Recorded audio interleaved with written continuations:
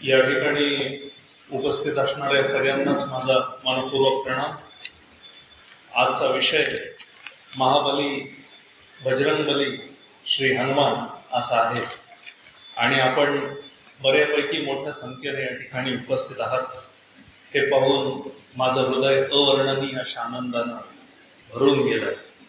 मुख्य म्हणजे आज रामदासांनी ज्यांना आपला गुरु मानलं, विवेकानंदांनी ज्यांच्याबद्दल खूप काही सांगून ठेवलं, शंकराचार्यांनी ज्यांच्याबद्दल मोठ्या प्रमाणात आदरभाव व्यक्त केला, मध्वमुनीश्वर असतील, मध्वाचार्य असतील, अशा बऱ्याच आपल्याकडच्या संत महंत तत्वज्ञ या लोकांनी ज्यांच्याबद्दल आदर व्यक्त केला, अशा महाबली बजरंगबली श्री हनुमान यांच्याबद्दल या ठिकाणी बोलण्यासाठी मी उद्युक्त झालो। आणि यांच्याबद्दल बोलत असताना हे ब्रह्मचारी असताना देखील आणि अनेक वेळा स्त्रिया या हनुमानाच्या मंदिरामध्ये आम्ही जायला हवं की नको या द्विधा मनस्थितीत असताना देखील आज स्त्रियांची संख्या हनुमानाच्या वर ऐकताना पुरुषांच्या पेक्षा जास्त आहे, ती नेहमीच असते आणि ती आजही जास्त आहे। हे पाहून माझं मन एका कुतूहलानं भरून गेलं। जसे रामदास हे ब्रह्मचारी होते, विवेकानंद ब्रह्मचारी होते, शंकराचार्य ब्रह्मचारी होते, बाकी अनेक संत महंत तत्वज्ञ ब्रह्मचारी होते आणि या अनेक ब्रह्मचारी असणाऱ्या विद्वज्जनांनी, ऋषींनी, पंडितांनी भगवान असणाऱ्या, बजरंगबली असणाऱ्या हनुमान यांच्याबद्दल खूप काही बोलून आणि लिहून ठेवलेलं आहे। आणि अनेकांना महाबली असणाऱ्या हनुमानाच्या, बजरंगबली असणाऱ्या हनुमानाबद्दल नेहमीच एक प्रकारचं औत्सुक्य आणि त्याबरोबरच आदर वाटत आलेला आहे आणि तो त्यांनी व्यक्त केला। हनुमानाचं सगळ्यात मोठं व्यवच्छेदक लक्षण काय, तर प्रभू श्रीरामचंद्रांप्रती असणारा त्यांचा असीम असा, अनंत अक्षय्य असा प्रकारचा आदरभाव आणि भक्तिभाव। हा समर्पण भावच असा होता की जेणेकरून प्रभू श्रीरामचंद्रांचा एक सेवक, ज्याला आपण हनुमंत म्हणतो, हनुमान म्हणतो, तो सेवक सुद्धा अनेकांना तो प्रभू इतकाच मोठा वाटतो, प्रभू इतकाच पूजनीय वाटतो, वंदनीय वाटतो, आराध्य वाटतो। म्हणजे एखाद्या सेवकानं देखील आपल्या प्रभू इतकंच नाव मिळवावं आणि जगतामध्ये चिरंजीव व्हावं, ते शरीर रूपानं, मानसिक रूपानंच नाही तर आध्यात्मिक रूपानं, तपोबलानं देखील चिरंजीव व्हावं, हा एक खूप मोठा योग आहे। नाहीतर आपल्या सेवकानं आपल्यापेक्षा नेहमी लहानच असावं, कमी दर्जाचं असावं, असा अनेक वेळा मालकाचा किंवा गुरुचा आग्रह किंवा अट्टहास असतो। मात्र हनुमंत या ठिकाणी काही प्रमाणात अपवाद झालेले दिसतात, परंतु हनुमंत स्वतः हे कधीच मान्य करत नाही। ती नेहमी प्रभूच्या चरणाशी लीन राहणंच पसंत करतात आणि म्हणून सेवक कसा असावा याचं एक आदर्श उदाहरण भगवान श्री रामाच्या महान सेवक असणाऱ्या हनुमंताने आपल्या सगळ्यांच्या समोर उभं केलं। आपण जर रामरक्षेतला सुप्रसिद्ध श्लोक ज्याच्यामध्ये हनुमानाचं वर्णन आहे तो जर बघितला, मनोजवम मारुततुल्य वेगम जितेंद्रियम बुद्धिमतां वरिष्ठम वातात्मजं वानरयूथ मुख्यम श्रीरामदूतम शरणं प्रपद्ये। याचं वर्णन मोठं सुंदर आहे। मनोजवम मारुततुल्य वेगम, मनोजवम म्हणजे ज्याने एक प्रकारचं मानसिक गोष्टींवर ज्याने एक प्रकारचा विजय मिळवलाय, मनोजवम मारुततुल्य वेगम, की जो वाऱ्या एवढ्याच वेगानं पळू शकतो किंवा उडू शकतो किंवा त्याचं वहन होऊ शकतं। मनोजवम मारुततुल्य वेगम जितेंद्रियम बुद्धिमतां वरिष्ठम, ज्याने इंद्रियांना जिंकलंय आणि हे सगळं असताना देखील बुद्धिमतांमधला तो एक वरिष्ठ असा माणूस आहे। वातात्मजम वानरयूथ मुख्यम, त्या वानरांच्या युथाचं एक प्रमुख पद त्याने स्वीकारलेलं आहे। परंतु हे सगळं असताना म्हणजे तो कुठेही जाऊ शकतो, तो बुद्धिवंत आहे, तो महान आहे, तो समर्पण भाव त्यागशील आहे, त्याच्याबरोबरच तो इंद्रियांना जिंकणार आहे। पण हनुमान हे सांगतात की हा माझा परिचय नाही, माझा परिचय या श्लोकाच्या अगदी शेवटच्या कडव्यामधल्या शेवटच्या भागात येतो। श्रीरामदूतम शरणम प्रपद्ये, की मी श्रीरामांचा दूत आहे, हाच माझा एकमेव अद्वितीय असा परिचय आहे. या पलीकडे माझा काहीही परिचय नाही. तुम्हा आम्हाला कोणी विचारलं की आपण कोण आहात, तर आपण तत्क्षणी उत्तर देतो, मी डॉक्टर आहे, मी इंजिनियर आहे, मी वकील आहे, मी प्राध्यापक आहे. परंतु ही आपल्यावर चढलेली सारी कुठं आहे, लेबल्स आहे, आणि ती घेऊनच आपण आपल्या स्वतः जीवन जगत असतो, कारण आपण ते आहोत असं आपण समजत असतो. मात्र आपल्या आयुष्यात हे सगळं वजा केल्यानंतरही मागे काही शिल्लक राहतं का, याचा विचार आपल्यापैकी फार थोडे लोक करतात. जे लोक जाणते विवेकी लोक असतात असं आपण म्हणतो. मला प्रभू श्री हनुमानांबद्दल आदर याच्याचमुळे वाटतो की ते मनाला जिंकणारे आहेत, जितेंद्रिय आहेत, बुद्धिमत्तांमधले वरिष्ठ आहेत. हे सगळं सगळं सगळं खरं आहे, महाबली आहे, प्राणदाता आहे, सगळं आहे. परंतु त्यांचा परिचय करून देताना ते रामसेवक, मी रामाचा दूत आहे, मी रामाचा सेवक आहे, रामाच्या चरणी स्वतःला मी पूर्णपणे अर्पण केलेला आहे, हाच एकमेव अतुलनीय अद्वितीय असा परिचय ते करून देतात. आणि यामध्येच त्यांचं विशेषत्व आहे असं मला वाटतं.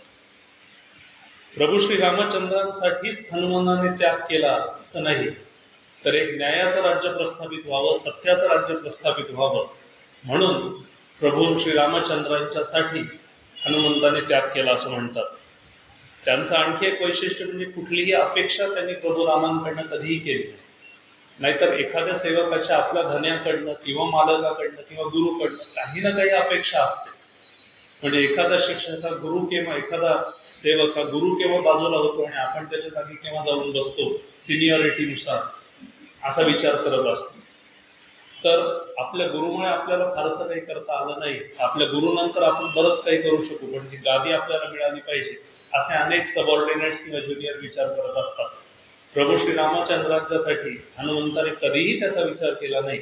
आणि म्हणून तो निस्वार्थ भाव पूर्णपणे असल्यामुळे त्या कारणानेच अपवादभूत असा आशीर्वाद विष्णूचं रूप धारण केलेल्या, विष्णूचा अवतार असलेल्या प्रभू रामचंद्रांनी हनुमंताला दिलेला आहे. तो म्हणजे तू कायम चिरंजीव राहशील.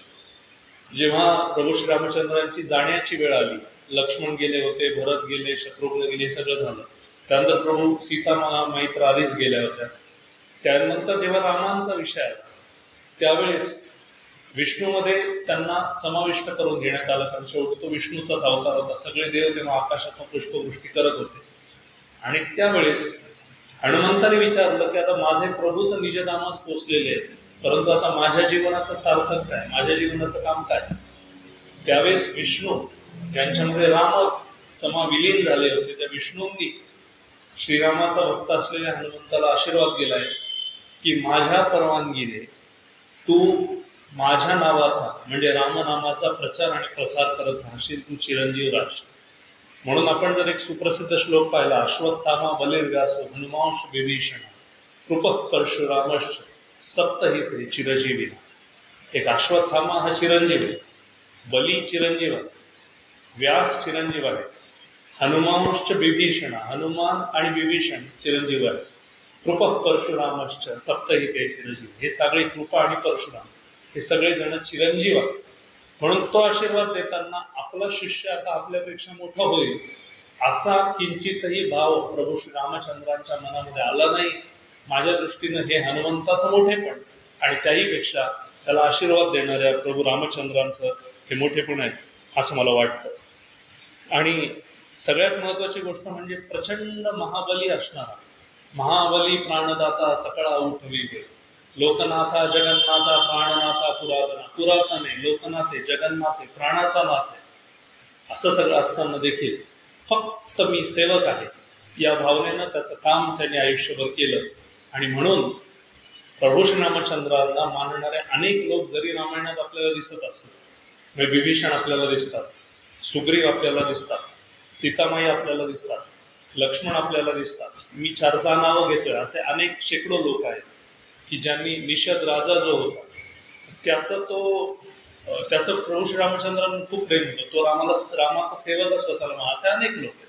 परंतु प्रभू श्री रामचंद्रांच्या सेवकांमध्ये एक रामदासी अग्रगण्य कपिकुळासी मंडळ रामरूपी अंतरात्मा दर्शने दोष नसते की ह्या सगळ्या वानरांमधला श्रेष्ठ असणारा हनुमानच शेवटी रामाचा सर्वश्रेष्ठ भक्त ठरला, मानला गेला आणि त्याच्यानंतरही तो सगळ्यांना पुरला. हेच त्याचं व्यवच्छेदक लक्षण आहे असं मला या ठिकाणी प्रामाणिकपणानं वाटतं. त्यांचं आणखी एक वैशिष्ट्य सांगितलं जातं, म्हणजे कुठल्याही देवाला कमी अधिक समजण्याचं कारण नाहीये. प्रत्येक देव हा अत्यंत उच्चस्थानी विराजमान झालेला आहे, प्रत्येक देवाचं वैशिष्ट्य आहे. परंतु कुणीतरी एका महंताने बोलता बोलता असं एका सभेमध्ये सांगितलं होतं, एका प्रवचनात सांगितलं होतं की तुम्हाला जर भगवान श्री शंकर यांना जर तुम्हाला वश करून घ्यायचं असेल तर त्याच्यासाठीची साधना अत्यंत कठोर साधना. ते विनाकारण कोणालाही वश होत नाही. तुमची 100 वेळा ते परीक्षा घेतात आणि त्यानंतरच ते तुम्हाला वश होत. पहिला. दुसरा भाग असा आहे की ते आपल्या जगाच्या पारलौकिक जगाच्या 100, 200, 500, 1000 जगांच्या पलीकडे त्यांच्या साधनेमध्ये व्यग्र आहे. म्हणजे हिमालयामध्ये शिव असतात आपण जरी म्हणत असलो तरी देखील ते शरीर रूपानं तिथं वसत असले तरी मानसिक या अंगाने ते खूप पलीकडे, या पृथ्वीच्या ब्रह्मांडाच्या अगदी खूप पलीकडे त्यांच्या योग सामर्थ्यामध्ये पोहोचलेले. म्हणून त्यांना तुम्हाला वश करून घेणं हे तितकंसं सोपं नाही. उलट अर्थाने प्रभू श्रीरामचंद्रांचे सेवक असणारे हे हनुमंत, जे स्वतः शिवशंकराचे मानसपुत्र आहेत आणि त्यांना शिवशंकराने आशीर्वाद देऊनच इकडे पाठवलेले, ते असं म्हणतात की तुमची जर भक्ती साधना तेवढी असेल तर चुटकीसरशी तुमच्यापर्यंत ते पोहोचू शकतात. एक तर ते चिरंजीव आहेत, ते वायुपुत्र आहेत, त्यांचा वेग प्रचंड आहे. म्हणजे आपलं मन, माझं मन आज हिमालयामध्ये गेलं बोलत असताना आणि मी परत आलो, म्हणजे मानसिक रूप याच्या 1000 पटीने जास्त हनुमंताचा उडण्याचा वेग. म्हणजे जर 2 सेकंदामध्ये मी हिमालयामध्ये जाऊन येत असेल मानसिक रूपाने, तर त्याच्या 1000 पट वेगानं हनुमंताचं स्वतःच असं एक, स्वतःची अशी एक साधना आहे, अशी एक धारणा आहे की ते पूर्ण करू शकतात. म्हणून तुमची साधना तशी असेल तर हनुमंत तुम्हाला वश होऊ शकतात. आणि असं म्हणतात, खरं खोटं आपल्याला माहित नाही, आपण पाहिलेलं नाही. काही जणांना हनुमंत हे स्वतः चिरंजीव असल्यामुळे अगदी हिमालय वगैरे किंवा काही तिबेटचा वगैरे जो भाग आहे या गुहांमध्ये काही वेळा हनुमानाचं दर्शन झाल्याचं काही लोक सांगितल्याचं मला स्मरतं की आम्हाला हनुमानाचं दर्शन झालं, आमच्या हनुमानाची साधना आहे वगैरे वगैरे. आता खरं खोटं जरी यातला भाग आपण मानला, सोडून दिला, तरी हनुमान हे चिरंजीव आहेत आणि ते भक्तासाठी ओ देण्यासाठी, भक्तांनी जर एकदम कळवळून बोलावलं तर क्षणामध्ये ते तिथे त्या ठिकाणी हजर होऊ शकतात, असं मानायला आपल्याला काही हरकत नाही. परंतु या हनुमानाच्या जन्माची कथा ही अत्यंत विलग अशी कथा आहे, वेगळी अशी, निराळी अशी कथा आहे. त्याच्या थोडंसं इतिहासामध्ये आपल्याला जायला लागेल. त्यांचे वडील हे केसरी, ज्यांना आपण केसरी नंदन म्हणतो, आणि हनुमानाला आपण अंजनेय म्हणतो, म्हणजे अंजनीचा पुत्र म्हणून अंजनेय. ती अंजनी आणि केसरी, तर असा काही काळ त्यांच्या जीवनामध्ये विवाहाच्या उत्तरोत्तर जात होता. आणि अगदी त्यांचं तरुण असं वय होतं, फारसा गंभीरपणा, फारसा प्रौढपणा, फारसा पोक्तपणा नव्हता. म्हणून अंजनी जेव्हा एका ठिकाणाहून जात होत्या तेव्हा डोंगरावरती एक कपिश्रेष्ठ तपश्चर्या करत बसली होती. आणि ते तपश्चरण चालू असताना ती तपश्चर्या कपिश्रेष्ठांची चालू होती. ती चालू असताना अंजनीने जवळ जाऊन पाहिलं की हा एक माकड आहे, वानर आहे, आणि हा कशी तपश्चर्या करू शकतो. म्हणून त्यांना हसू आलं. त्यांना हसू आवरे नसलं, आणि काही काळानंतर त्यांचं जे हसणं होतं तो चेष्टेचा भाग बनत गेला, तो फाजीलपणाचा भाग बनत गेला, आणि मग ती तपश्चर्या भंग होत नाही हे पाहत असताना त्यांनी काही उपद्रव करण्याचा प्रयत्न देखील केला, असा काही अध्यात्माच्या इतिहासामध्ये लिहून ठेवलंय काही जणांनी. आणि मग ते कपिश्रेष्ठ हे स्वतः, त्यांची तपश्चर्या भंग झाली आणि त्यांना राग आला, त्यांना दाह झाला, त्यांनी वर शाप दिला. आणि तो शाप असा होता की तुझं रूपही वानराचंच असेल, आणि त्याही पेक्षा तुला जो पुत्र होईल तो पुत्र हा वानर कपी म्हणूनच जन्माला येईल, आणि त्यावेळेसच तुला खऱ्या अर्थाने अद्दल घडेल. असा तो साधारण एक प्रकारचा वर नव्हता, आशीर्वाद नव्हता, तर तो शापच होता. माता अंजनीला आपल्याकडनं काय झालं, तर पंडूराजाचं आपल्याला उदाहरण माहिती की ते 2 हरणं जात होते आणि त्यांना ते कळलं नाही की ऋषी आणि त्यांची पत्नी वेगळं रूप घेऊन ते मायावी हरिण होते. त्या पंडूने तो बाण सोडला. किंवा दशरथाचंही तसंच झालं, आपण असं वाचले तर तसं काही ठिकाणी ज्ञात पद्धतीने अज्ञात पद्धतीने अंजनींकडनं हे झालं आणि मग तो शाप मिळाला आणि मग त्यांनी शिवाची एकदम घोर अशी तपश्चर्या सुरू केली आणि त्याला काही वेळा अघोरी असं रूप प्राप्त झालं, म्हणजे जेणेकरून जेवण करायचं नाही, पाणी प्यायचं नाही, फक्त शिवाचं नामस्मरण करायचं. आणि आपण जरी असं म्हणत असलो की शिव हे ब्रह्मांडाच्या अगदी पलीकडच्या पल्ल्याड कुठेतरी बसलेले आहे, परंतु भक्ताची उत्कटता आणि तल्लीनता जर असेल तर शिव सुद्धा हे वश होऊ शकतात, लगोलग वश होऊ शकतात. कारण भोलेनाथ असं एक दुसरं रूप पण त्यांचं आपल्या पुराणामध्ये अध्यात्मामध्ये आहे, ते वश होऊ शकतात.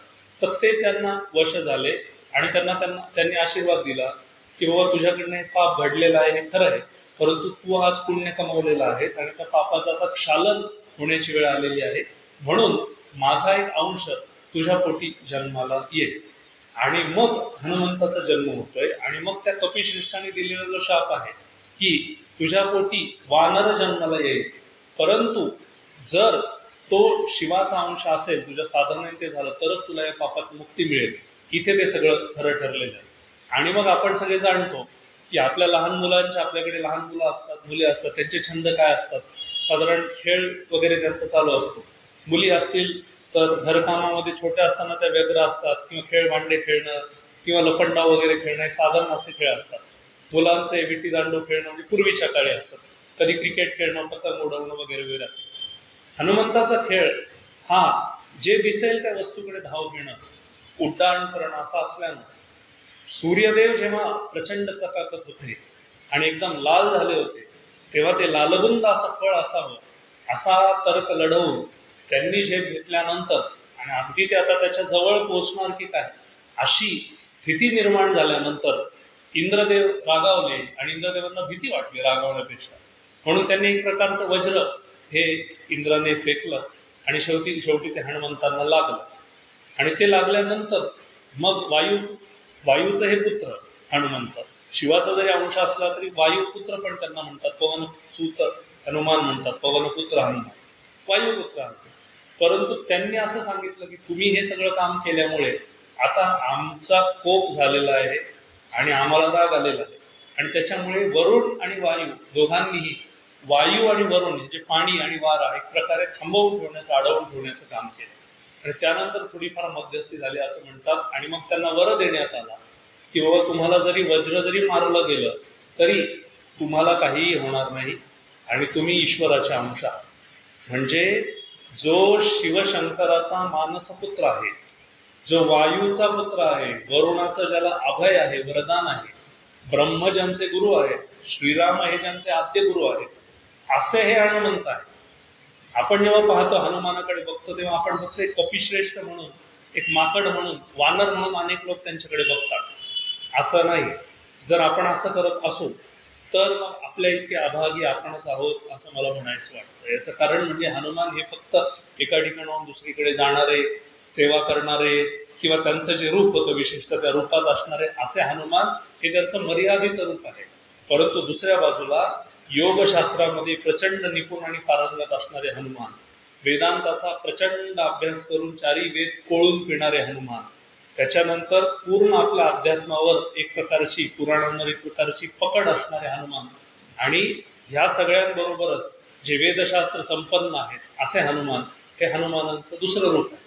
म्हणून जेव्हा प्रभू श्रीराम आणि लक्ष्मण रावणाच्या वधाच्या आधी सीतेच्या शोधासाठी अगदी पूर्ण देशभर फिरत असताना, उत्तर दक्षिण पादाक्रांत करत असताना, जेव्हा हनुमंताची आणि त्यांची पहिल्यांदा भेट झाली, तेव्हा ती भेट की साधारण हनुमंत श्रीराम समोर आले, मग हनुमान समोर आले, तुम्ही कोण आहात, श्रीराम आहात का, मग मी हनुमान आहे, अरे नाईस टू मीट यू, अशा पद्धतीची ती भेट नव्हती. तर हनुमंताने एक वेगळाच वेश धारण केला होता, ते आपण पुढच्या याच्यात बघूया. परंतु ती भेट झाल्या, त्या भेट होत असताना त्यांनी प्रचंड सुंदर अशा, अत्यंत विद्वत जन वापरत असणाऱ्या, पंडित ऋषी वापरत असणाऱ्या संस्कृतमध्ये अभेद्य असणाऱ्या श्लोकांची एक प्रकारे उजळणी श्रीरामांसमोर केली. आणि त्यामुळे श्रीरामांना ते माहित होतं, परंतु लक्ष्मणाला कळेन असं झालं की हे कोण आहे. मला सांगण्याचा अर्थ आहे की हे फक्त एक वानर नव्हते, हे अत्यंत बुद्धिमान होते. रावणाशी, विभीषणाशी बोलत असताना, सीतामाईंशी बोलत असतानाही त्यांची बुद्धिमत्ता ही वेळोवेळी प्रगत झालेली आहे. या दृष्टीनेही आपल्याला हनुमान एक कपिश्रेष्ठ मुनिश्रेष्ठ या दृष्टीनं आपल्याला ते बघायला लागेल. मी मगाशी म्हटलं तसं श्रीराम आणि लक्ष्मण हे सीतेच्या शोधार्थ अगदी दक्षिणेकडनं उत्तरेकडे, उत्तरेपासून दक्षिणेकडे आणि दक्षिणेपासून पुन्हा उत्तरेकडे असा त्यांचा तो प्रवास होता. तो उत्तरेकडनं दक्षिणेकडे ते फिरत असताना मध्ये असं काहीतरी घडतंय की प्रत्येक ठिकाणी ते जात आहेत, काही ठिकाणी राहत आहेत, तिथली फळं कंदमुळं वगैरे खात आहेत. आणि हे सगळं होत असताना जागोजागी सीतेचा शोध घेत आहेत. लक्ष्मण तरी बोलून दाखवत आहे, कारण लक्ष्मण हे स्वतः तसे कोपिष्ट आहे आणि लक्ष्मण हे आपल्या भावना अगदी जाहीरपणे व्यक्त करणार, जे वाटेल ते फाडफाड बोलणार आहे. उलट प्रभू श्रीरामचंद्र हे त्यांच्या विरुद्ध आहे. सहसा न रागावणारे, अत्यंत प्रेमळ, स्थितप्रज्ञ, शांत असणारे प्रभू श्रीरामचंद्र. आणि हे दोघ जण असे विहार करत असताना, भटकंती करत असताना, भटकत असताना तिकडे असं झालेलं आहे की सुग्रीव जो हनुमान आणि या सगळ्या कपिश्रेष्ठांचा जो राजा तिथे होता, तर त्यांना असा संशय आलेला आहे की दोन युवक हे या जंगलामध्ये, किष्किंधा वगैरे तो सगळा जो भाग आहे त्या जंगलामध्ये फिरतायत आणि त्यांना ते दिसतं. आणि मग ते सांगतायत की आता आपल्याला शोध घ्यायला लागेल की हे दोन युवक नेमके कोण आहेत. कदाचित वालीने कुणाला रूप बदलून मायावी लोक म्हणून पाठवला असेल आणि आपल्या शोधार्थ तर येत नसतील. कदाचित दुसऱ्या एखाद्या शत्रूकडनं तर आले नसतील, किंवा कुणी वनामध्ये विहार करत असताना वाट चुकलेले दोन संन्यस्त युवक तर नसतील, असा तो प्रश्न झाला. आणि मग सगळे ते वानर वगैरे होते ते आक्रमक झाले आणि काही जण चिडले की आता आपल्याला यांचा बंदोबस्त करावा लागेल. आणि मग ती जबाबदारी हनुमंतावर आली. हनुमंतावर आल्यानंतर हनुमंताने पहिला प्रश्न विचारला की हे तुम्हाला कोणी सांगितलं की त्यांना वालीने पाठवलेलं आहे? हे तुम्हाला कोणी सांगितलं की ते आपले शत्रू आहेत? कदाचित ते विप्रवर असतील, कदाचित ते क्षत्रिय जन असतील, कदाचित ते कोणी संन्यस्त असतील आणि काही शोधण्यासाठी. त्यामुळे आपण त्याचा खुलासा करून घेऊया. म्हणून रामदास जे म्हणतात की उदंडाचे उदंड ऐकावे, परी ते प्रत्ययी पहावे, खरी खोटे निवडावे अंतर्यामी. प्रत्ययाचे ज्ञान तेची ते प्रमाण, येर प्रमाण सर्व काही, की सगळ्यांचं सगळं ऐकावं, परंतु जे आपल्याला पटेल, जे आपल्याला दिसेल, जे आपल्याला जाणवेल, अनुभवायला येईल त्यावरच विश्वास ठेवावा, अशा पद्धतीचे हनुमान. आणि मग हनुमंतांवर ती जबाबदारी येते की बाबा आता तुम्ही यांचा शोध घ्यायचा आणि तुम्ही शोध घेऊन यायचं आणि तो अहवाल एक प्रकारचा आम्हाला सादर करायचा, अशी जबाबदारी त्यांच्यावर देण्यात आली. आणि हे झाल्यानंतर मग स्वतः हनुमान एका वेगळ्या अशा ब्राह्मणाचं रूप धारण करून, एका भोळा भाबडा, एक गरीब ब्राह्मण परंतु तेजस्वी ब्राह्मण, असं भगवी वस्त्र परिधान करून, ती जटा वगैरे असणार, रुद्राक्ष वगैरे असणार, ते सगळं घेऊन, हातामध्ये पोथी वगैरे घेऊन ते श्रीरामांच्या समोर आलेले. आणि शोधत शोधत श्रीरामचंद्रांना त्यांचं दर्शन होतं. आता श्रीरामचंद्रांना काही प्रमाणात जाणीव आहे. श्रीरामचंद्र आणि श्रीकृष्ण यांचं वैशिष्ट्य सांगत असताना राम शेवाळकर यांच्या व्याख्यानात असं म्हणाले होते की श्रीकृष्ण हे स्वतःला नेहमी परमेश्वर म्हणून घेत असत. ते देव होतेच, प्रश्नच नाही. आणि त्यांनी वेळोवेळी तो उल्लेख केलेला आहे. तुम्ही जे यदा यदा हि धर्मस्य ग्लानिर्भवति भारत अभ्युत्थानम धर्मस्य तदात्मानं सृजाम्यहम्, की जिथे जिथे सगळं काही संकट असेल, जिथे जिथे गरज पडली असेल, तिथे तिथे मी स्वतः येईल आणि मला तुम्ही शरण येत असाल तर तुमच्या जीवनाचा पूर्ण उद्धार होईल, नाहीतर तुमचं काही खरं नाही. या आशयाचं भगवान श्रीकृष्णाने अनेक वेळा, शेकडो वेळा भगवत गीतेमध्ये असेल किंवा इतरत्र संवादामध्ये अर्जुनाला आणि आपल्या सगळ्यांना सांगून ठेवले. आणि त्यांनी कसलीही भीडभाड बाळगली नाही, मी परमेश्वर आहे सांगताना. परंतु प्रभू श्रीरामचंद्रांचं दुसरं वैशिष्ट्य असं की याच्यापेक्षा वेगळं असं वैशिष्ट्य की प्रभू श्रीरामचंद्र अगदी जन्मापासून ते निजधामात जाईपर्यंत ते प्रभूचा अवतार म्हणूनच या ठिकाणी प्रकट झाले. याची त्यांना पूर्णपणे जाणीव होती, त्यांना पूर्णपणे हे ज्ञात होतं. परंतु अगदी शेवटपर्यंत, म्हणजे बघा तुम्ही रावणाचा वध करणं असेल, वालीला हरवणं असेल, त्याच्यानंतर सीतेचा शोध घेणं असेल, अशा अनेक गोष्टी कार्यवाही श्रीरामांनी केल्या. परंतु मी स्वतः भगवंत आहे, मी स्वतः प्रभू आहे किंवा प्रभूचा अवतार आहे, अशा प्रकारचा साधारण उल्लेख प्रभू श्रीरामचंद्रांनी कधीही कुठेही केला नाही. आणि श्रीकृष्णाचं चरित्र जर बघितलं तर त्यांनी पूर्वेपासून पश्चिम आणि पश्चिमेपासून पूर्वेचा भारत व्यापून टाकला. आणि प्रभू श्रीरामचंद्रांनी उत्तरेपासून दक्षिणेपर्यंतचा आणि दक्षिणेपासून उत्तरेपर्यंतचा पूर्ण भारत व्यापून टाकला. तर जेव्हा प्रभू श्रीरामचंद्रांची आणि हनुमंताची भेट झाली तेव्हा रामचंद्राला माहित होतं की हे हनुमान आहेत आणि आता पुढे काय होणार आहे. असंही काही जण सांगतात की सगळंच त्यांना माहित होतं काय होणार आहे काय नाही, परंतु सीतेचा शोध घेता घेता दृष्ट असणाऱ्या रावणाचा विनाश करणं, संहार करणं हे प्रभू श्रीरामचंद्रांच्या आयुष्याचं उद्दिष्ट असल्यामुळे, नाही तर तुम्ही बघा ना, ते स्वतः प्रभूच्या परमधामापाशी पोहोचलेलेच होते, प्रभूचा अवतारच होते, विष्णूचा अवतार म्हणूनच प्रगट झाले होते. काही काळामध्ये अगदी रावणाचा निपात करून ते सगळं भस्म करून पुन्हा एक राज्य निर्माण करणं त्यांना चुटकीसरशी शक्य होतं. मी तर असं म्हणेन त्यांना शक्य नाही, हनुमंताला सुद्धा हे शक्य होतं. म्हणून जेव्हा लंकेमध्ये हनुमंत जात आहेत, सीतामाईंची त्यांची सुरुवातीला गाठभेट पडतीये आणि मग ओळख पटवणं वगैरे, ती अंगठी देणं वगैरे हे सगळं होत आहे. त्यानंतर ते स्वतः तिथे सीतामाईला पाठीवर घेऊन अगदी श्रीरामांपर्यंत येऊ शकत, किंवा रावणाचा क्षणामध्ये निपात करून अगदी लंका त्यांनी जाळली होती. ते वायुपुत्र होते, बजरंग बली होते, आणि रावणाशी झालेल्या संवादामध्ये वेळोवेळी त्यांनी सांगितलंय की मी एका क्षणामध्ये तुझा निपात करू शकतो आणि माझं तू काहीही करू शकणार नाही, परंतु तुला हरवण्याचं आणि तुला नेस्त नाबूद करण्याचं जे श्रेय हे प्रभू श्रीरामचंद्रांचं आहे, त्यांचं ते अवतार कार्य आहे, ते मला माझ्याकडे घ्यायचं नाहीये, म्हणून त्यांची आज्ञा अजून झाली नाहीये, म्हणून मी स्वतःला रोखतोय, नाही तर तुला नेस्त नाबूद करणं मला क्षणाचाही विलंब न लावता करता येईल. अशा पद्धतीचं ते होतं. आणि म्हणून जेव्हा रामाची लक्ष्मणाशी जेव्हा त्या ब्राह्मणाची भेट झाली तेव्हा त्यांचा संस्कृतमध्ये संवाद सुरू झाला आणि लक्ष्मणाचा राग तो वाढत होता की सीता कुठे आहे, सुग्रीव कुठे आहे, हे तू आम्हाला सांगण्यापेक्षा कुठल्या तरी संस्कृत भाषेमध्ये तू काहीतरी बोलतोयस, वेदांमधले वेगवेगळ्या ऋचा किंवा वेदाध्ययन तू या ठिकाणी करतोयस, तुझी हुशारी दाखवण्याचा प्रयत्न करतोय. आणि श्रीरामचंद्र नम्र आहे. श्रीरामचंद्र म्हणतायत की विप्रवर, ब्राह्मणवर, तुम्ही आम्हाला मदत करण्यासाठी काही सांगाल का, आम्हाला मार्गदर्शन कराल का, आम्हाला वाट मिळत नाहीये, ती वाट शोधून देण्यासाठी प्रयत्न कराल.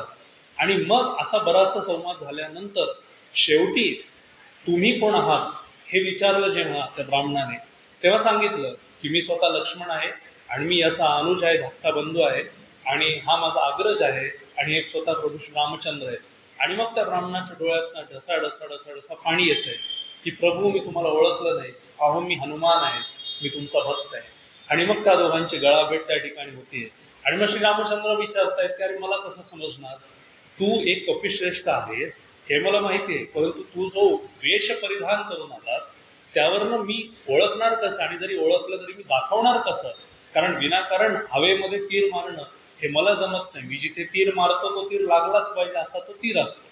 असा त्यांचा तो संवाद झालेला आहे. आणि मग त्यांचा चरण स्पर्श हनुमंताने घेतलेला आहे आणि मग त्यांचा आशीर्वाद घेऊन पुढे ते सुग्रीवाकडे गेलेले आहेत.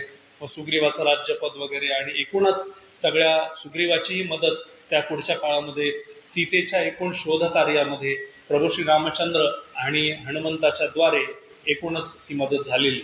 आणि म्हणून तुम्ही लंका दहन असेल किंवा ते रामसेतू वगैरे हे सगळं जे आहे त्याच्यामध्ये जे हजारो माकडांची मदत, कपिश्रेष्ठांची मदत झाली, तर ती सुग्रीवाची सगळी सेना, अख्खीच्या अख्खी सेना अगदी रामाच्या कार्यामध्ये ती लावलेली होती. आणि रामाने वालीचा संहार केल्यामुळे एक प्रकारे सुग्रीवाला अभय प्राप्त झालं होतं की आता श्रीराम आपल्या सोबत आहेत. त्यामुळे एक प्रकारची कृतज्ञतेचाही नातं त्या दोघांमध्ये होतं. तर अशा प्रकारे साधारण त्यांची गाठभेट झालेली आहे. हनुमंताचा आणि आपला जेव्हा आपण विचार करतो तेव्हा आपल्याला ज्या ठळक गोष्टी माहीत असतात, एकतर त्या सूर्याकडे त्यांनी झेप घेतली तो प्रसंग असेल, मी आत्ता म्हटलं हा प्रसिद्ध प्रसंग असेल. त्याच्यानंतर सीतेची गाठभेट होणं तो प्रसंग, लंका दहन वगैरे आहे. त्याबरोबर आणखी एक प्रसंग आहे, त्या प्रसंगामध्ये प्रभू श्री रामचंद्र आणि लक्ष्मण हे दोघ जण युद्धामध्ये व्यग्र असताना इंद्रजिताकडनं, रावणाचा पुत्र मेघनाथ आणि तो इंद्रजित, त्याच्याकडनं अनेक शेकडो बाण येत आहेत आणि लक्ष्मण आणि राम त्यांचा व्यवस्थित सामना करत आहेत. परंतु हे होत असताना आता आपल्याला काहीही करणं शक्य नाही हे माहीत असल्यामुळे आपला शेवटचा पर्याय आणि आपला एक मात्र जो आपला रामबाण असा उपाय आहे तो ब्रह्मास्त्र त्या इंद्रजिताने काढलेले आणि ते इंद्रजिताने सोडलेलं आहे. आणि त्याच्यामुळे रामाला आणि लक्ष्मणालाही मूर्छा आली असं काही जण म्हणतात. वाल्मिकीच्या रामायणामध्ये सरळ लक्ष्मणालाच मूर्छा आलेली असं दाखवलंय, परंतु राम मूर्छित होऊन लगोलग जागे झालेले आणि लक्ष्मण मूर्छितच पडून. आणि अशा वेळेस काय करायचं, तर आयुर्वेदातले जे डॉक्टर तिथे येतात वैद्य, त्यांना पण मूर्छा आलेली आहे. म्हणून काही ठिकाणी असं सांगितलं जातं की जांबवंताने, किंवा काही ठिकाणी असं सांगितलं जातं जे आयुर्वेदाचारी होते त्यांनी, कोणीही असो या दोघांपैकी एकाने सांगितलं की सूर्योदय पुढचा होईपर्यंत जर ती एक द्रोणगिरी पर्वतावरची ती जी एक वनस्पती आहे, ती वनस्पती जर आपल्यापर्यंत आली तर आपल्याला लक्ष्मणाचा प्राण वाचवणं शक्य होतं. आणि मग असं काम करणारा कोण? तर प्रभू श्रीरामचंद्रांचा निस्सीम भक्त असणारा, चाहता असणारा, हितचिंतक असणारा हनुमान. त्याला आज्ञा देण्यात आली आणि हनुमान तिकडे गेले. आणि इकडे श्रीरामांच्या मनाची एक प्रकारची धाकधूक त्यांची वाढलेली आहे. त्यांचं मन खालीवर खालीवर होत आहे की आपला लक्ष्मण जो आपल्याला सगळ्या राज्याचा मोह सोडून एका क्षणामध्ये आपल्या आणि आपल्या पत्नीला जो एक प्रकारचं आपल्याला एक प्रकारे आपल्या कैकेयीमुळं आपल्या वडिलांनी जे सांगितलं ते करायला लागलेलं असताना क्षणाचाही विचार न करता, स्वतःच्या व्यक्तिगत फायद्याचा विचार न करता लक्ष्मण आपल्यासोबत आला. वेळोवेळी माझ्या पायामध्ये जेव्हा मला त्रास झाला, काटे टोचले, तेव्हा त्याची शुश्रूषा करण्याचं काम लक्ष्मणाने केलं. अनेकांना माझ्यासाठी अंगावर घेतला. हा लक्ष्मण आज माझ्या मांडीवर देह टाकून डोकं ठेवून झोपलेला आहे. कदाचित ही रात्र याची शेवटची रात्र असेल की काय, असा प्रश्न निर्माण होऊन प्रभू श्रीरामचंद्र भयकंपित झाल्याचा आहे.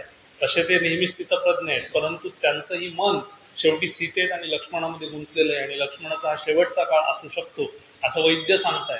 आणि हनुमानही लवकर येत नाहीये, हळूहळू सूर्य उगवतोय की काय, अशा प्रकारची स्थिती, एक नैसर्गिक स्थिती निर्माण झालेली आहे.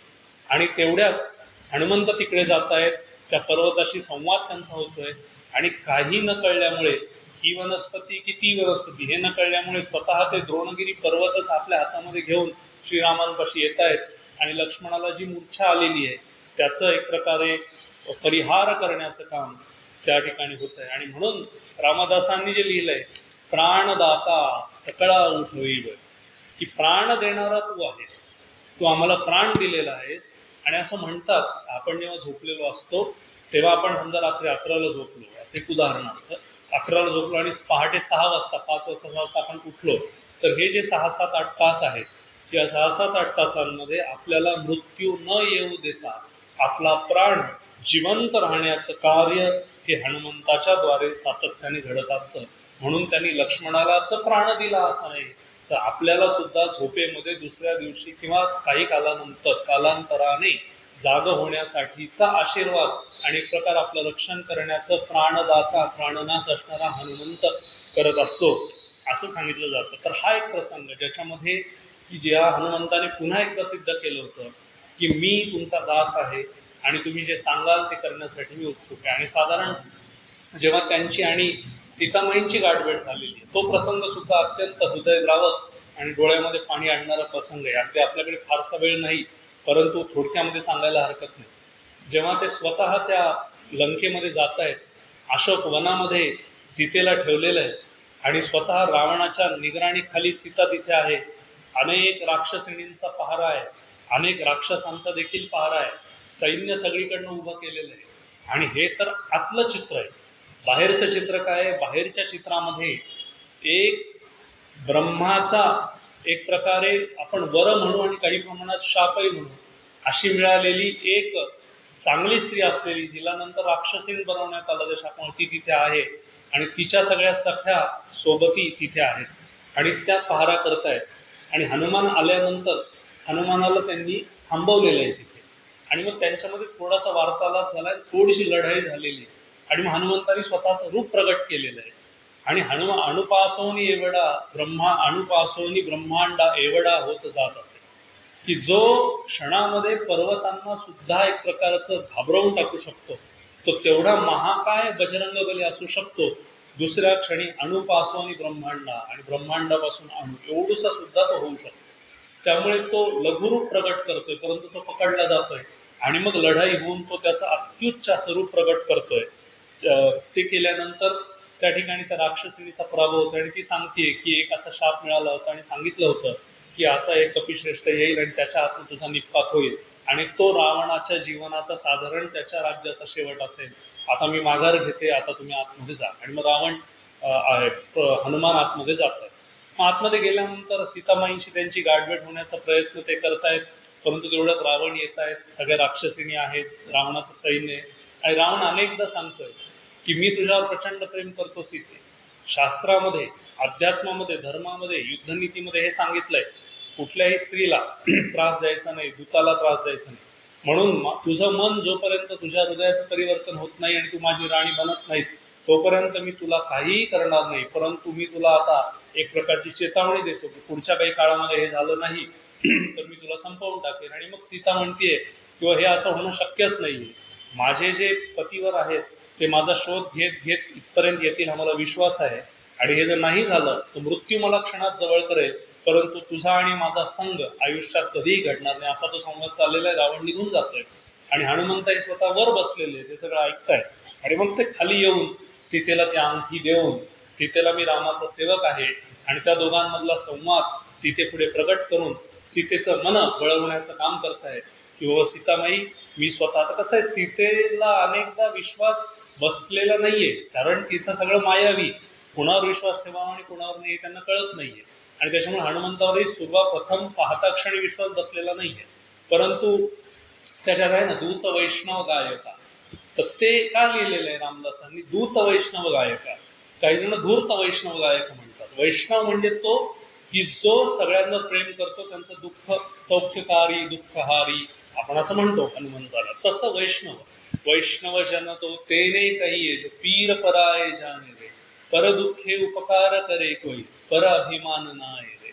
नरसिंह मेहता यांचं जे काही सुप्रसिद्ध वचन, जे गांधीजींचं आवडतं वचन होतं, ओळी होत्या, श्लोक होता, गीत होता असं आपण म्हणू, काव्य.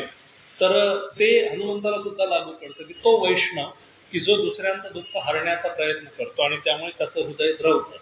आणि तो गायका असं म्हटलेलं आहे रामदासांनी. तुम्ही, मला असं वाटतं की जर वेळ मिळाला आज उद्या किंवा जेव्हा केव्हा शक्य होईल तेव्हा मारुती स्तोत्र नक्की काढा. मारुती स्तोत्रात एक एक शब्द पुन्हा वाचण्याचा प्रयत्न करा. रामदासांना काही काम नव्हतं आणि रामदासांचा वेळ जात नव्हता, म्हणून रामदासांनी ते लिहिलेलं नाहीये.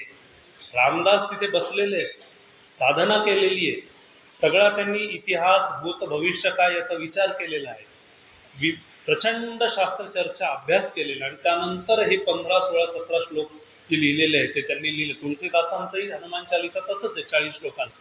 रामदासांचंही तसंच आहे. एक शब्द उगाच आलेला नाही. त्यात गायक असा शब्द आहे, कारण सीतामाईला ओळख पटावी म्हणून हनुमंत झाडावर बसून श्रीरामचंद्रांचं गीत गाण्याचा त्यांनी त्या ठिकाणी प्रपंच केलेला आहे. आणि मग सीतामाईंना हळूहळू विश्वास बसलेला आहे. आणि मग ते म्हणतात की मी तुम्हाला एका क्षणामध्ये इथून घेऊन जाऊ शकतो रामापर्यंत, तुम्ही फक्त हो म्हणा. आणि सीतामाई म्हणतायत की मी हो म्हटले असते, परंतु स्वतःच्या इच्छेने कुठल्याही परपुरुषाला कधीही मी स्पर्श करणार नाही. हे जे माझ्या आयुष्याचं सूत्र आहे ते मला मोडायचं नाही, ते मला पायदळी तुडवायचं नाही, म्हणून मी तुझ्यासोबत येऊ शकणार नाही. सीतामाई वैतागलेल्या आहेत, कंटाळलेल्या आहेत, इतकी वर्ष तिथे आहेत, परंतु स्वतःला होणारा त्रास हा त्यांना असह्य झालेला असताना देखील स्वतःच्या तत्वाला उरामध्ये कायम साठवून ठेवून आपल्या वागण्यामध्ये ते आणण्याचं काम सीतामाई करतायत. आणि म्हणून एका क्षणामध्ये त्या श्रीरामापर्यंत पोहोचू शकतात असं चित्र असताना त्या ठिकाणी माघार घेत आहेत.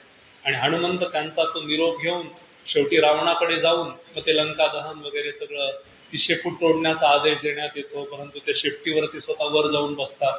आणि मग रावणाला सगळं कळतं की बाबा हा एक प्रकारचा कपिश्रेष्ठ खरंच आहे आणि आपला अंत आता जवळ आलेला आहे. आणि मग ते रामाकडे जातात आणि सगळा संदेश देतात किंवा सीतामाई इथे आहेत, असं घडतंय, आपल्याला लगोलग तिथे जायला लागेल.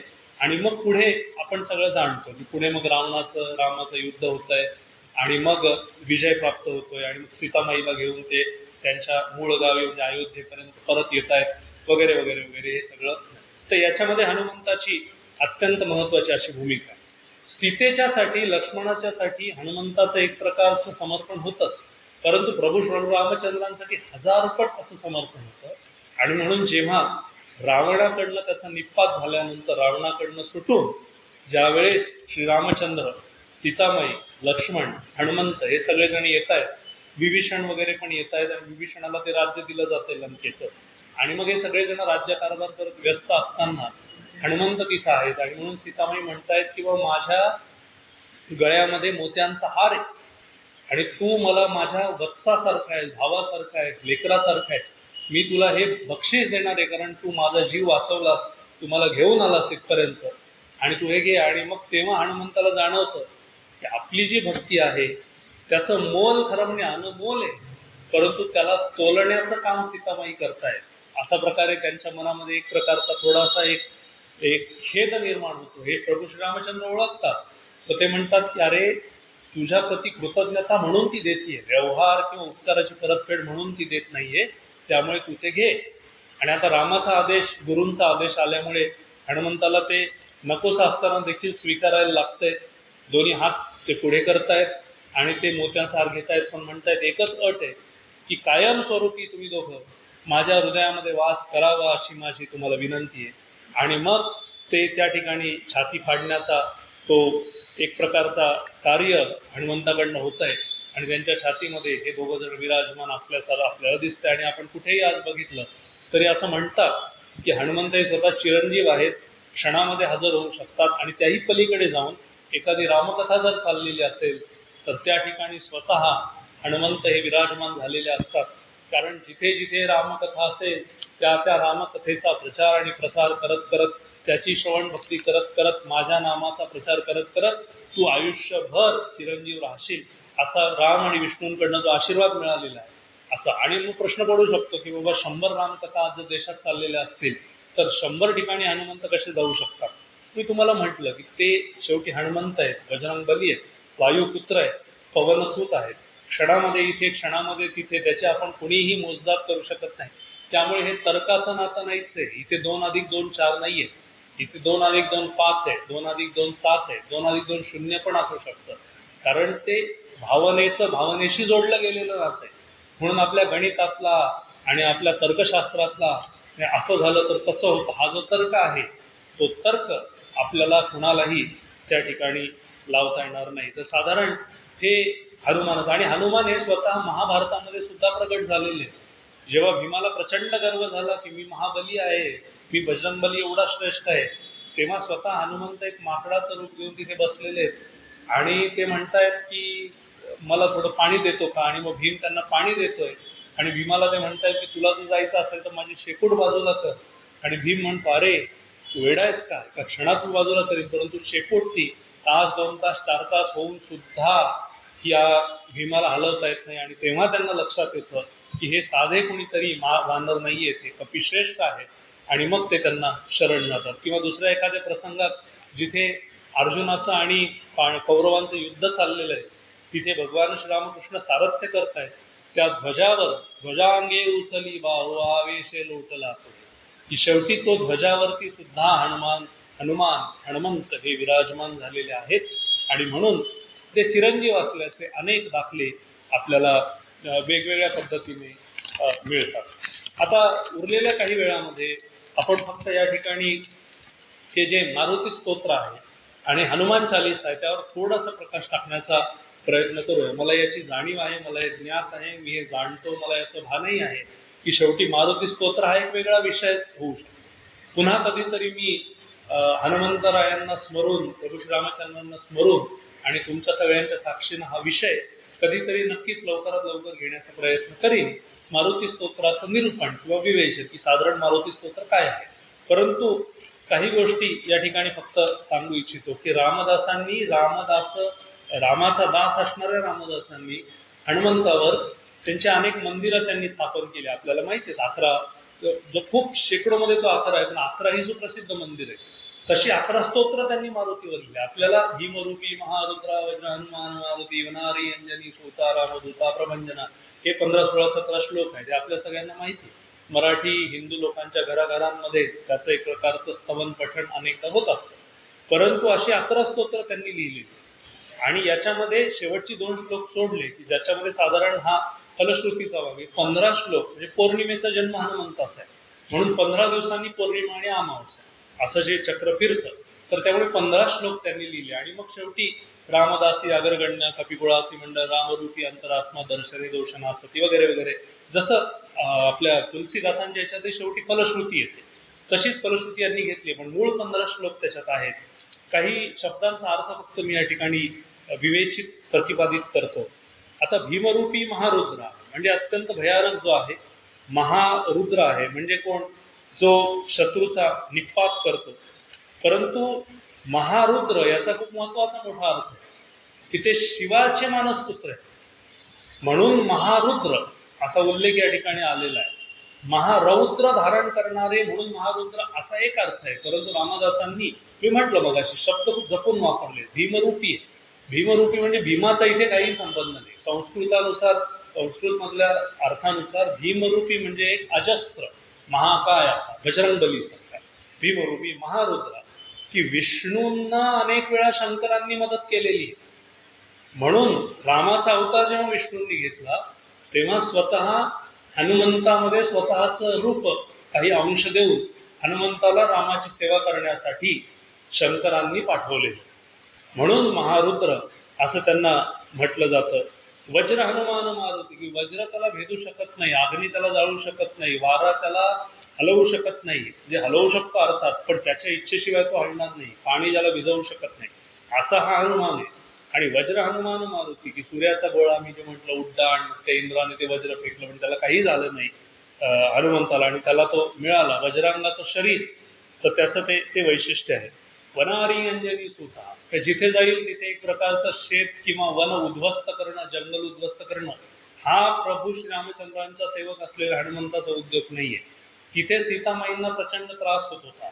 आपलं एक श्रद्धास्थान जिथे आहे, जिथे बंदिस्त केलेलं आहे, तिथे जर प्रचंड त्रास होत असेल, आणि असं म्हणतात की ते लंकेला पूर्ण पार करून ते आले होते, फारसं जेवण वगैरे त्यांनी केलं नव्हतं, त्यांना भूकही लागली होती, आणि म्हणून त्यांनी ते, आणि मग रावणाच्या सैन्याने हल्ला केला, म्हणून त्यांनी उत्तर दिलं की त्यांनी रावणालाही सांगितलं की मी नासधूस केली नाही, परंतु मी स्वतःच्या रक्षणासाठी, सीतामाईंच्या रक्षणासाठी हे केलं. म्हणून त्यांना वनारी म्हटलं. अंजनी सुद्धा आपल्या सगळ्यांना माहिती आहे.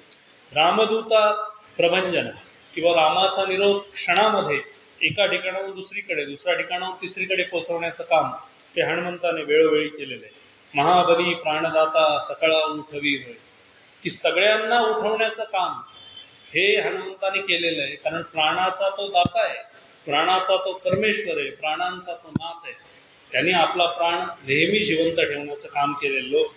प्राण वनारी अंजनी सुता रामदूता प्रभंजना, महाबली प्राणदाता सकळा उठवी वेळ, मग सौख्यकारी दुःखहारी धूत वैष्णव गायका. मी मगाशी म्हटलं की तो वैष्णव आहे, तो दूत आहे, पण तो गायन करतोय झाडावर जाऊन, आणि सौख्यकारी दुःखहारी तो आहे, आणि एक प्रकारे तो दुःख हरणारा, सौख्य देणारा, एक प्रकारे सगळ्यांचं कल्याण करणारा, असा आपण त्याच्यावर अर्थ लावू शकतो.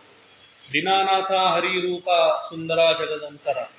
वानर जरी तो असला, माकड जरी तो असला, तरी तो अत्यंत सुंदर आहे, आपण कल्पनाही करू शकणार नाही. इतका तो बुद्धिमान आहे, इंद्रियावर विजय मिळवलेला, इतका तो सुंदर आहे. दीनानाथा, गरिबांचा नाथ आहे.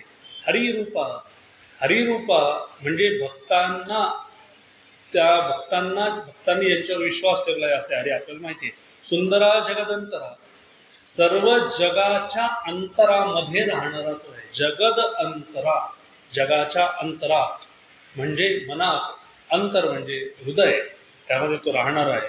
पाताल देवता हंता, की रामाला पण ते आपण म्हणतो की जे अहिरावण महिरावण होते, त्यांनी रावणाला लक्ष्मणाला अगदी पाताळापर्यंत दिलं होतं, तेव्हा हनुमंतांनी त्यांची सोडवणूक करण्याचं काम केलं होतं. आणि मग लोकनाथा जगन्नाथा प्राणनाथा पुरातना पुण्यवंता पुण्यशीला पावना परितोषका, की लोकनाथ आहे, जगाचा नाथ आहे, प्राणनाथा पुरातना, अत्यंत पुरातन तो आहे, पिढ्यानपिढ्या तो आहे राहिलेला चिरंजीव आहे. आणि पुण्यवंता, की तो पुण्य आहे. म्हणजे बघा आता ही ओळ किती महत्वाची. पुण्यवंता पुण्यशीला पावना परितोषका, ही 3 प्रकारची पापं सांगितली आहेत. कायिक पाप, वाचिक पाप आणि मानसिक पाप. शरीरानं केलेलं पाप कायिक पाप, वाचेनं केलेलं पाप वाचिक पाप, मानसिक म्हणजे मनानं केलेलं पाप तो कसा आहे, पुण्यवंता पुण्यशीला, की त्याचं कायेचं पण पाप नाहीये, त्याचं चरित्र शुद्ध आहे. पुण्यशीला, पुण्यवंता, पावना परितोषका, की सज्जनांना एक प्रकारचं संतोष देणारं, त्यांचं दुःख हरणारं, असं ते व्यक्तिमत्व आहे. आणि मग पुढच्या ज्या ओळी आहेत, ध्वजांगे उचली बाहू आवेशे लोटला पुढे काळाग्नी काळ रुद्राग्नी देखता कापती भय वगैरे वगैरे. तर हे त्यांचं वर्णन आहे की ते कसे होते, की ते महाबली होते. दोन्ही हात वर त्यांनी ध्वजांगे म्हणजे अंगाचे दोन्ही ध्वज वर केल्यासारखे दोन्ही हात ते वर करत असत. आणि घंटा किंकिण नागरा नेटका सडपातळू, ते नेटके रामदासांचा आवडता शब्द आहे नेटका. त्यांच्या नीटनेटकेपणावर त्यांचा खूप विश्वास होता की नेटका सडपातळू. पण तो सडपातळ आहे, आपल्याला दिसतं की तो खूप महाकाय आहे, परंतु मी सांगतो तो अणुपासून ब्रह्मांडासारखा क्षणात असा आहे क्षणात तसा आहे, आणि लघु आहे आणि रुद्रपण आहे. आणि त्याचं शरीर कमावलेलं शरीर आहे साधनेने योगाने, म्हणून तो अजस्र जरी दिसत असला तरी तो आकारबद्ध आहे. नेटका सडपातळ होय चपाळांग पाहता मोठे महाविद्युल्लते, की तो विद्युल्लते परीक्षणात इथून तिथे जाऊ शकतो. चपळांग त्याचं अंग चपळ आहे, आणि कोटीच्या कोटी उड्डाणे झेपावे उत्तरेकडे. मग हे सगळे मंदाद्री सारिका द्रोणी क्रोधी उत्पातीला बळे आणिला मागुनी मेला आला गेला मनोगती, की मनाने पण आपण एक वेळ उशिरा पोहोचू, पण तो एका क्षणामध्ये तो तिथे पोहोचू शकतो.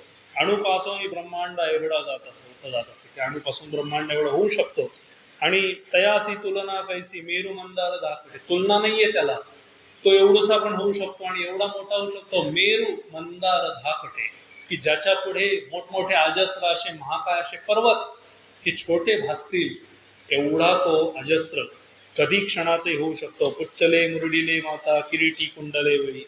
मग पुढचं सगळं आपण पुढच्या कधीतरी भागामध्ये बघूया, सगळं सांगणं शक्य नाही वेळेअभावी. परंतु रामदासी अगरगण्य कपिकुळासी मंडन रामरूपी अंतरात्मा दर्शने दोष नासती, की कपिकुळांमधला हा सर्वात श्रेष्ठ असा रामभक्त आहे. आणि रामरूपी अंतरात्मा दर्शने दोष नासती, की रामाचा जर आपण विचार करता करता हनुमानाचाही विचार केला तर उरलं सुरलं जे पुण्य बाकी आहे ते पण आपल्याला मिळेल. त्याच्या दर्शनाने सगळ्या प्रकारचे दोष संपूर्ण जातील आणि आपल्याला एक प्रकारचं सद्भाग्य सौभाग्य सद्भाग्य चांगलं भाग्य प्राप्त होईल. आणि आपलं जीवन हे चांगल्या अर्थाने पवित्र असं जीवन झाल्याशिवाय राहणार नाही, असं साधारण त्याचा अर्थ आहे. म्हणून ज्याला इंद्राचं वरदान आहे, ज्याला शिवाचं वरदान आहे, ब्रह्मा ज्याचे गुरु आहेत, वायू वरुणाचं ज्याला वरदान आहे, श्रीरामाने ज्याला चिरंजीव म्हणून सांगितलंय, विष्णूच्या राम अवताराचा प्रचार आणि प्रसार आयुष्यभर करण्याचं ज्यांनी ध्येय घेतलेलं आहे आणि जे तो अजूनही पूर्ण करतोय, जे ते पूर्ण झालेलं नाहीये त्याच्या दृष्टीने ते पूर्ण करतोय, असे हे रामसेवक असणारे, महाबली असणारे, प्राणदाता असणारे, लोकनाथ असणारे, जगन्नाथ असणारे, सौख्यकारी असणारे, दुःखहारी असणारे हनुमंत हे तुमच्या आमच्या जीवनामध्ये सातत्यानं वास करतात असं म्हणतात. फक्त आपल्याला त्या भक्तीनं आळवावं लागतं. आता हनुमान जयंती अगदी लगोलग येते, मला वाटतं उद्याच हनुमान जयंती आहे.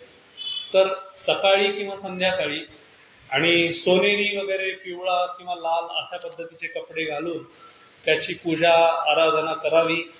आपल्याकडनं ज्या काही चुका झालं पापक्षालन त्याच्यासमोर करावं आणि त्याला पूर्णपणे शरण जाऊन आता माझं आयुष्य मी बदलण्याचा प्रयत्न करणार आहे, मी तुला शरण गेलेलो आहे, तुझ्या गुरुला मी शरण गेलेलो आहे असं म्हणत हनुमान चालिसेचं काही काळ पठण केल्याने, मारुती स्तोत्राचं काही काळ पठण केल्याने, मनोजवम मानतोल्यासारखं त्यांच्या स्तुतीचा श्लोक वारंवार आळवल्याने आपल्या जीवनामध्ये एक प्रकारचं सुख, शांती, समृद्धी आपल्याला लाभू शकेल असं अनेक विद्वज्जन सांगतात. अनेकांचे शेकडो हजारो जणांचे असे अनुभव आहेत.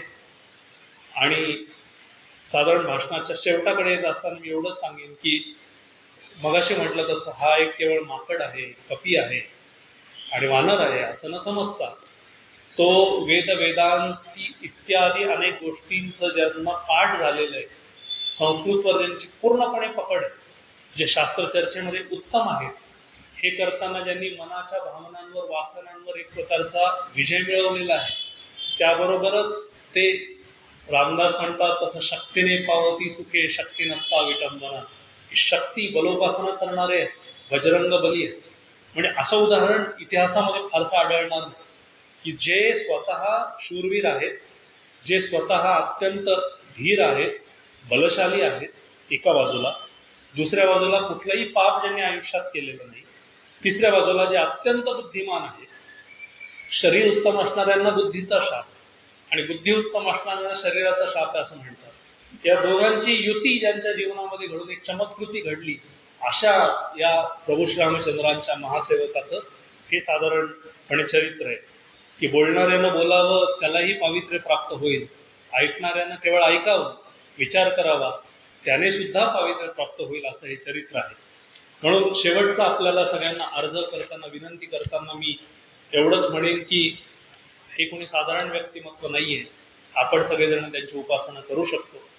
आपल्या मुलाबाळांना, आपल्या नातवंडांना, पंतवंडांना, जे कोणी असेल घरामध्ये, त्यांना हे नेत्रदीपक कामगिरी करणार की जे ओज आहे, तेज आहे, तेजस्वी, ओजस्वी असं आहे, बलशाली असे व्यक्तिमत्व, बुद्धिमंत असे व्यक्तिमत्व, की त्यांचा संस्कार मुलाबाळांवर घडावा आणि मुलं देखील तशी व्हावीत असा आपण प्रयत्न करू शकतो. मला आनंद वाटतो की या 10-12 वर्षांमध्ये अनेक इंग्रजी मराठी पुस्तकं हनुमंतावर आलेली आहेत.